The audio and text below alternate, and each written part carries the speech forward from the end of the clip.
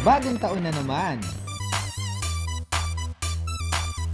Bukod sa New Year's resolution, isa sa mga nauso tuwing sasapit ang bagong taon.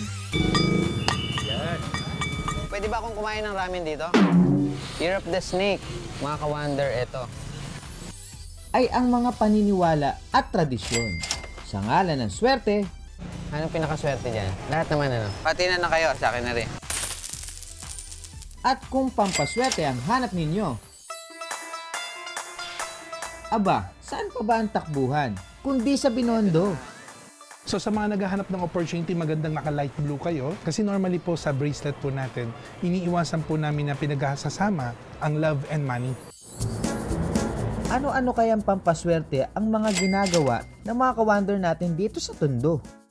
Kung naniniwala ka suswertihin ka, suswertihin ka. Ayan, ito, simula dito, sa bahay. Pagpasok mo pa lang, meron na swerte. Ano ito? Buddha?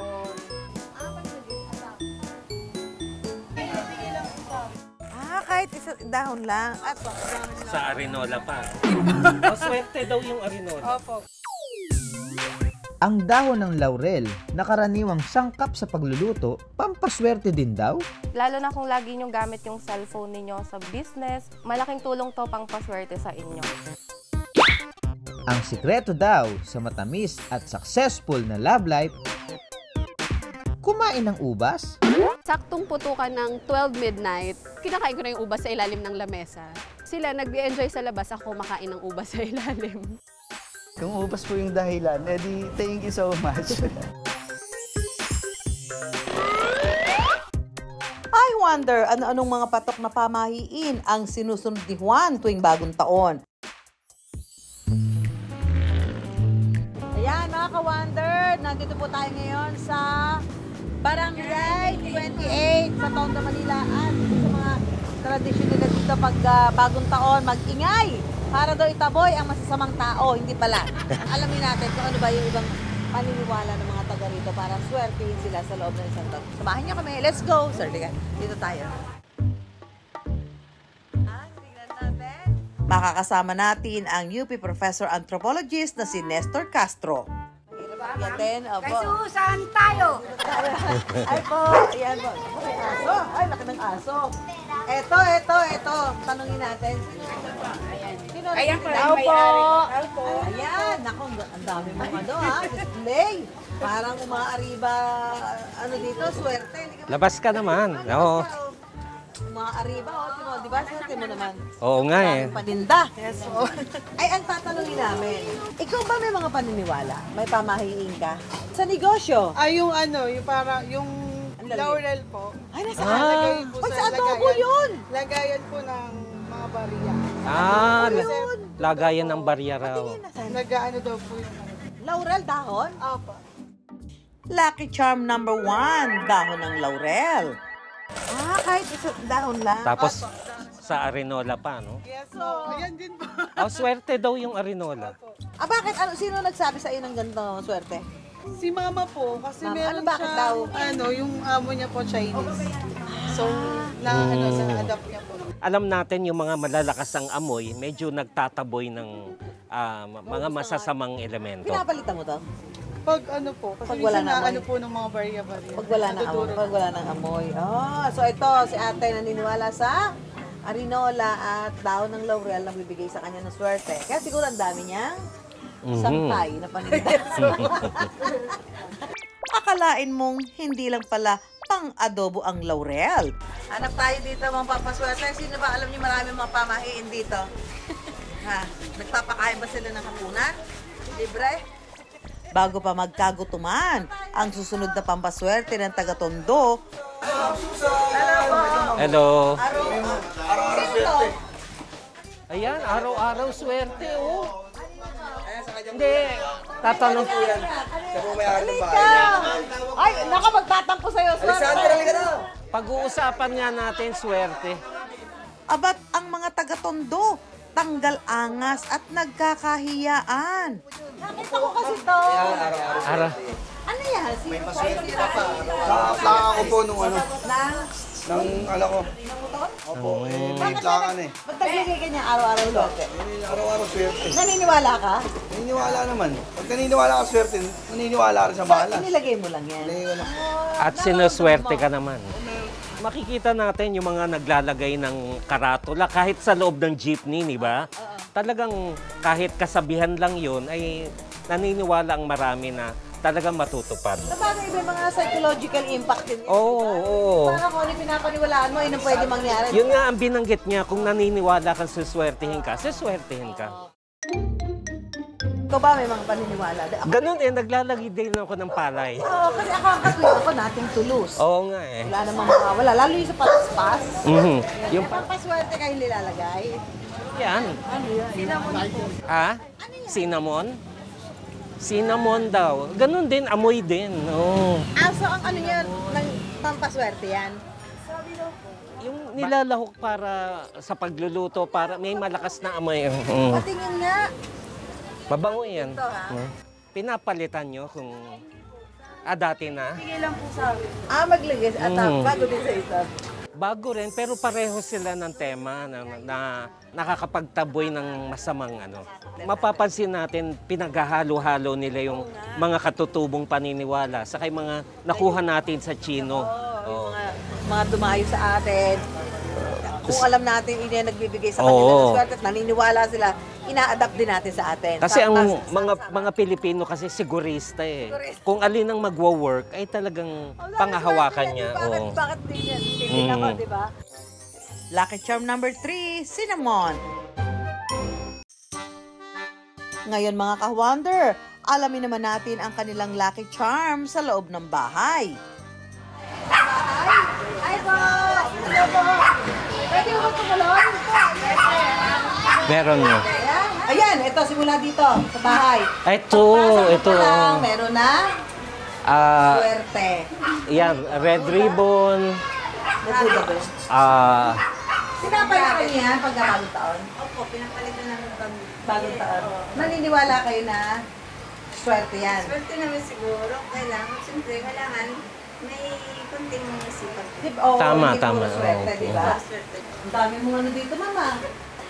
Pampaswerte, Yeah. Ano to? Money tree? Money tree, oo. Money tree. Saka itong pera dati sa China, yung gold bars. Nararamdaman nyo ba na may talagang kahit paano yung ginagawa nyo may epekto? Opo. Bakit po? Kasi ayos naman yung buhay namin. Okay. Pati nga yung mga puno nyo. Diba ito may mga red pa oh. May red ribbon. Diba may red ribbon? Diba may ano yan? May mga swerte-swerte daw yan. Pero I wonder, saan nga ba nagmula ang paniniwala ni Juan sa mga pampaswerte? Bali matagal nang may paniniwala tayo sa pampaswerte. Bago pa to dumating ang mga Kastila, maraming mga sakuna, maraming mga problema. So lahat tayo naghahangad ng magandang kinabukasan. Yakapin, tanggapin ang swerte na papasok. Lupa, travel, at 6 digits na kita. Achieve na achieve daw dahil daw sa isang dahon. Ang susi raw sa matamis at successful love life. Kumain lang ng ubas. Saktong putukan ng 12 midnight, kinakain ko na yung ubas sa ilalim ng lamesa. Pagkatapos nating magbahay-bahay at alamin ang mga pampaswerteng Pinoy na Pinoy, heto ang isa pa. Gumaganda ang paligid. Magkakajowa ka na this year. Claim it. Napapawi ang bigati. Paano? Kumain lang ng ubas. 2023 nang naging usap-usapan ito ng mga single sa Pilipinas. At marami sa mga gumawa nito. Totoo raw na nagkajowa.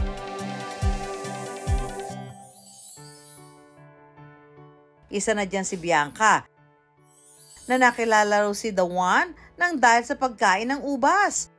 So December 31, 2022, ang ginawa ko, bago magputukan, pinrepare ko na yung ubas. Sabi kasi dun sa nagtitrend, kailangan kong kumain ng 12 na piraso ng ubas. Tapos, single kasi ako nun.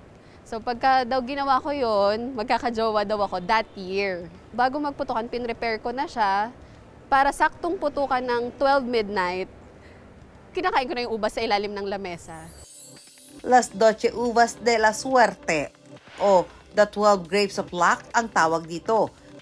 Pinauso ito ng mga Espanyol para swertihin sa darating na taon. Magkakatotoo raw kasi ang iyong wish, basta kada 1 segundo, kailangan kainin ang kada piraso ng ubas. So ayun, tinry ko, wala namang masama kung subukan. So sinubukan ko siya, saktong January 1, 2023. Kumain ako ng ubas sa ilalim ng lamesa namin. Tapos yun, nangyari naman.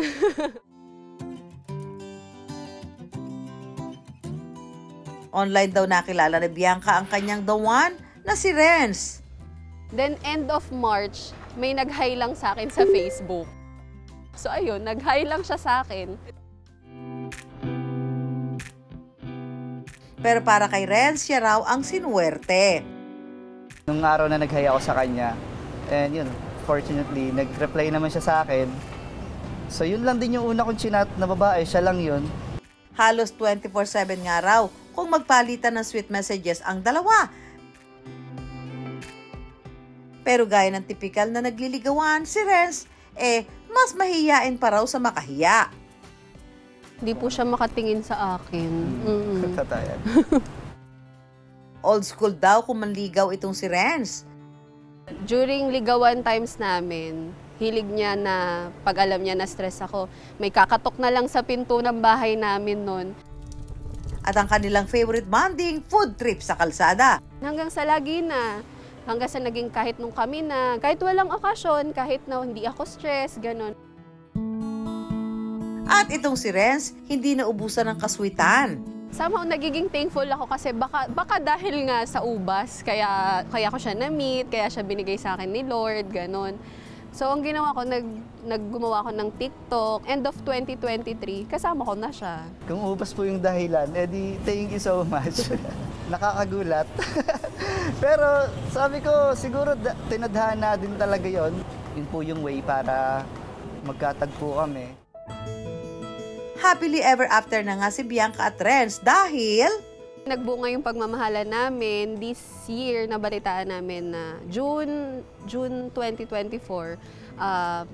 buntis ako. We're very happy na magkaka-baby na kami.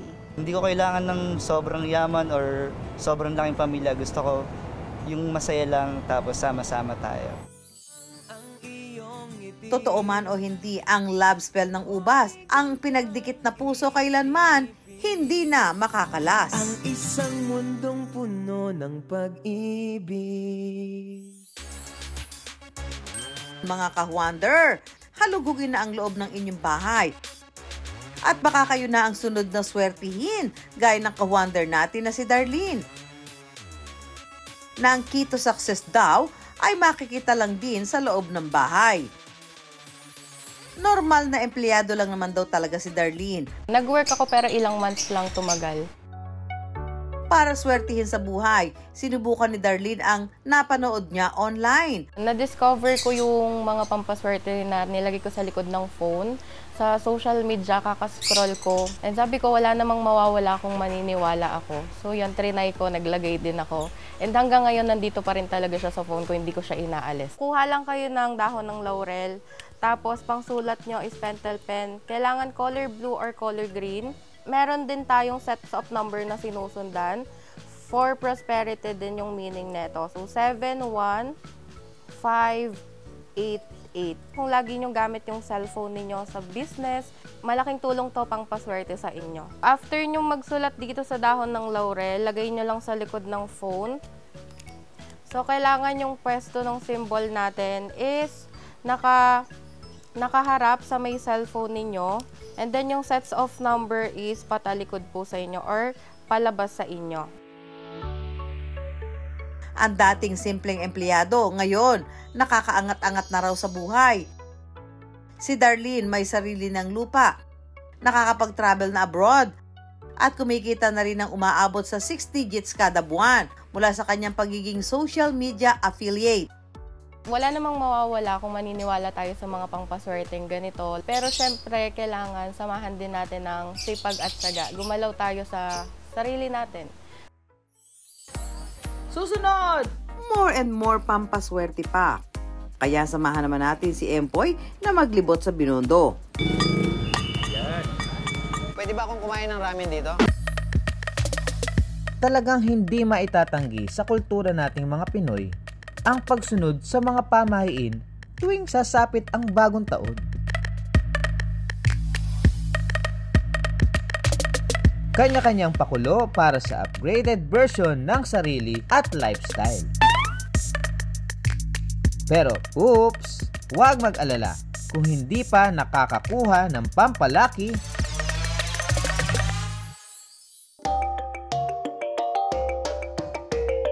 Tara na! Saan pa ba kundi sa Binondo? Trivia mga ka-wonder, ang Chinatown daw dito sa Maynila ay itinuturing na oldest Chinatown sa buong mundo.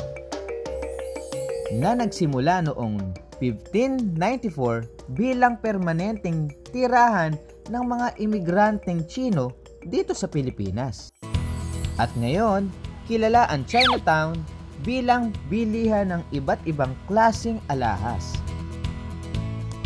pagkain, feng shui items, at Lucky Charm. Good day mga ka-wonder! Nandito po tayo ngayon sa Binondo kung saan dito ay isang katutak ang mga Lucky Charm at pangpaswerte. Lalo-lalo na ngayon, 2025. Sa lahat ng mga gustong humabol, tara na!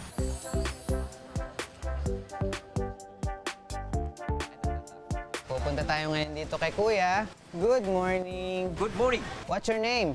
I am Michael Alone. Kay Michael, ano yung pwede mo ibenta sa akin dito? Ito, Lucky Charm lang ito. Simple lang yan, Lucky Charm. Lucky Charm? Yeah. Mga bracelet, mga gano'n? Mga bracelet, yan. Ito naman yung pang-bleaching. Ano ito? Pang-bleaching lang yan. Pag alimbawa, pag may bibili ng Lucky Charm, alimbawa, 10 lang ganyan. Tapos bini-bleaching lang yan. Patutunugin mo lang, pukpukin mo dito.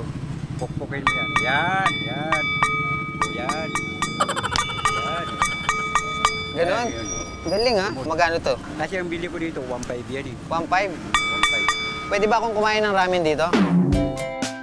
At dahil nasa Binondo tayo, hindi pa pwedeng hindi tayo mag-food trip.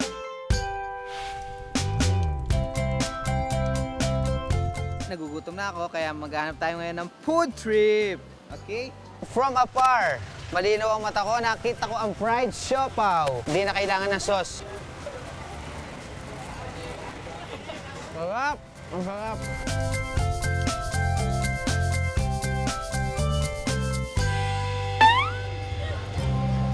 Sarap! Let's find some more swerte dito sa Binondo. Good morning! Meron po kayo snake? Hindi po yung buhay Here.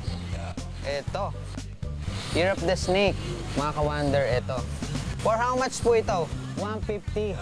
Good! Ganda na combination. Bagay na bagay sa akin to mga ka-wonder. Tignan nyo. Biling ko na to. 1, 2. Long life, tanggal sakit, maraming pera, pasok swerte, labas negative. Ganun. Apir. Susunod! May swerte kayang darating sa akin ngayong 2025? In terms of opportunity, marami naman magagandang opportunity para sa mga Year of the Dog, no? So we can expect maybe more projects para sa iyo. Pero hindi pa tayo dyan natatapos. Tara naman at mag-wonder ng mga tips at lucky items na pampaswerte. Mula sa ating feng shui expert na si Johnson Chua. Itong 2025 is Year of the Snake. Yeah, kaya kung tutusin, mapapansin natin may mga snake here. Oh. Ayan. Mga Year of the Snake. It represent creativity, malakas yung fire energy. May mga crystals din kami dito.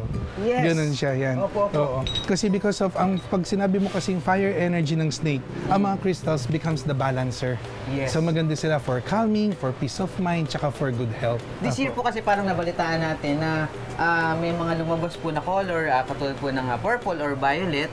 Opo. And then, may kasabay po siya lumabas na another color which is The brown one. the brown na mocha. Yes. Ano po ba talaga ang year ng color of the year ng 2025? Ang mga netizens kaya, naniniwala kaya sa lucky color? Ayon sa feng shui expert, ang kulay future dust or mala violet ang lucky color of the year. Habang ang mocha mousse na phantom naman ang color of the year na siyang mas konektado sa passion color. Ano naman po yung lucky charm na pwedeng ma-share natin sa masa na yung affordable? Number 1 yung cat, tutusin. Yes, because alam natin na ang cat kasi is a symbol of, yan, makikita natin mga ganyang mga pusa. Ito, yung yan, oo. Ito, kasi diba, yes, yung kumakaway. Yan. So normally kasi bakit siya kumakaway, no? Ibig sabihin kasi nun, come. Kaya kung mapapansin mo, most of the mga retail store, meron siya na parang come. Parang Pasok kayo. Common sa amin na practice is to put a Buddha kasi para ibig sabihin, nag-welcome kami ng mga masasayahing kliyente at pag napasaya namin yung kliyente, syempre babalik at babalik sila. Etong prosperity basket is the ritual every Chinese New Year. Although every year, nagpapalit to kasi depende kung anong taon. Ang laman ng prosperity basket, pag binuksan natin siya, yan po yung laman niya. Meron siya mga bigas at meron siya mga lucky charms. Chinese New Year, isasaing siya. Yes, opo. Ako po kasi ay Year of the Dog. May swerte kayang darating sa akin ngayong 2025? In terms of opportunity, marami naman magagandang opportunity para sa mga Year of the Dog, no? So we can expect maybe more projects para sa iyo. Susunod! Hey Mami Sue, para hindi ka na umiyak, mag-cry-cry dyan. Siyempre pa, itong isa na to, yung kulay red, bibigay ko sa'yo, di ba? Para sa ano to, para mas malakas kumain. Paano naging steak to? Galing to ba kay Empoy? Hindi to snake! Ay naku! Swerte na sana! Basta tandaan lang po natin, ang feng shui naman po kasi is more about gabay sa buhay yan, okay? Na nakatulong man sa atin ng pampaswerte, maging gabay man yan sa atin, pero wag pa rin natin kakalimutan, napaka-importante pa rin ang sipag at tiyaga. Pero bago matapos ang aking adventure, Hey Mami Sue, para hindi ka na umiyak, mag-cry-cry dyan. Siyempre pa, itong isa na to, yung kulay red, bibigay ko sa'yo, di ba? Etong red na to, para sa ano to, para mas malakas kumain. Pero ayon sa eksperto, hindi lang dapat tayo sa mga pamahiing kumakapit dahil ang pagiging successful ng isang tao nakasalalay sa kanyang desisyon sa buhay. Wala namang masama, no, na maniwala tayo dito.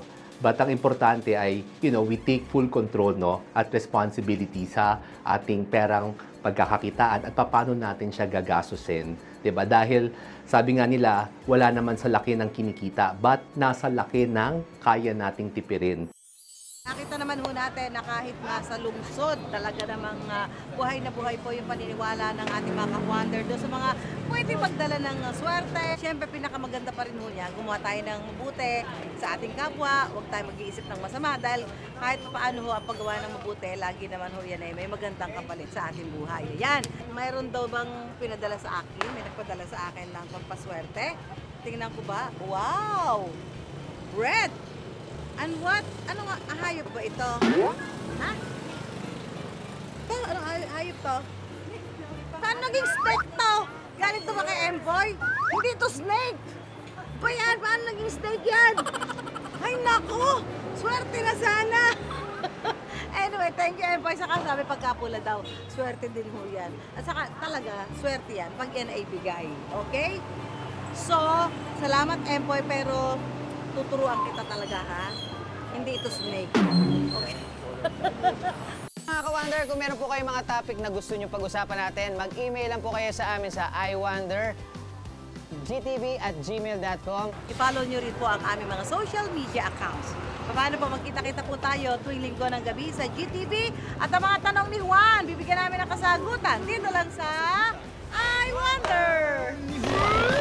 kasagutan, I Wonder!